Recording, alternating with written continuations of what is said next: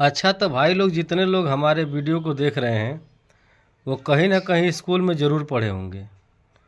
वो नहीं ज़्यादा पढ़े होंगे तो एक क्लास, दो क्लास, तीन क्लास, चार क्लास, पाँच क्लास, बीए, एमए वगैरह कुछ ना कुछ तो पढ़े लिखे होंगे।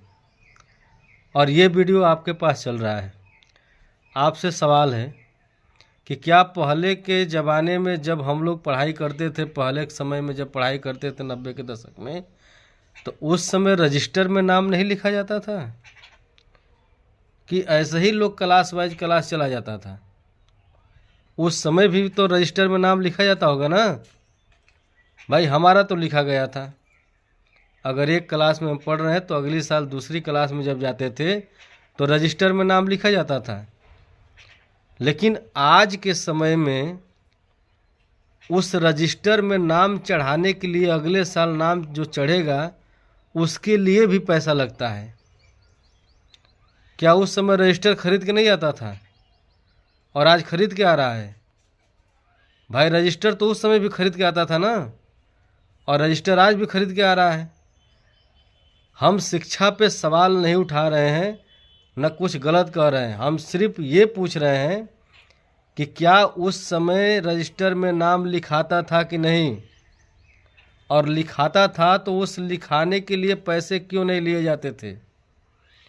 क्योंकि उस समय क्या होता था, एक बार आप एलकेजी, यूकेजी और एक में नाम आपका लिखा गया, और फिर जब अगली कक्षा में आप जाएंगे पढ़ने के लिए तो आपका नाम दर्ज होगा, पर उस नाम दर्ज करने के लिए कोई फीस नहीं ली जाती थी।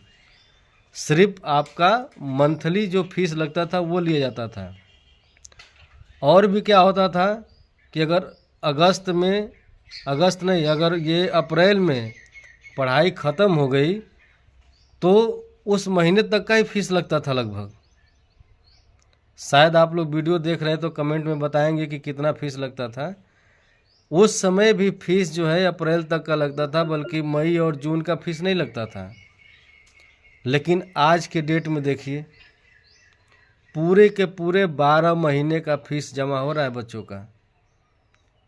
12 महीने का फीस जमा हो रहा है और हर साल नाम लिखवाने के नाम पे पैसे लिए जा रहे हैं। किताबें हर साल बदल जा रही है।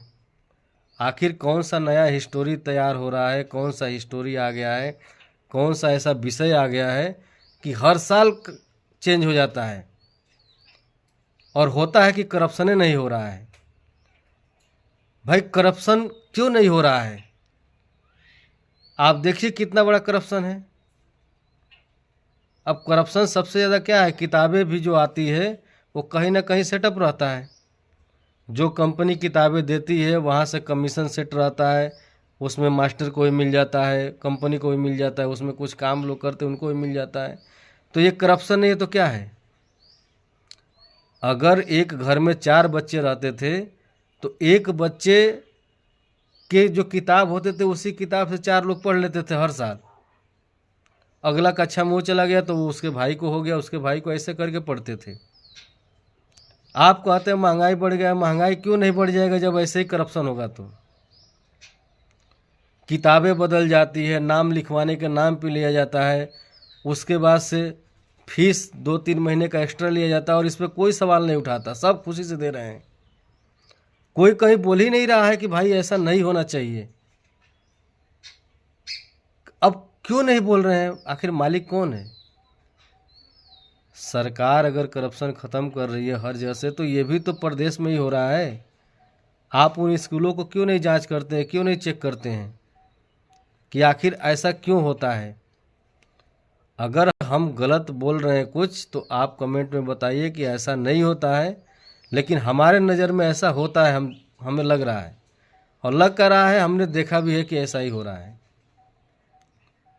तो किताब के नाम पे पैसा वसूला जा रहा है, नाम एडमिशन हर साल कराने के नाम पे वसूला जा रहा है, फीस एक्स्ट्रा लिया जा रहा है। ऐसा क्यों?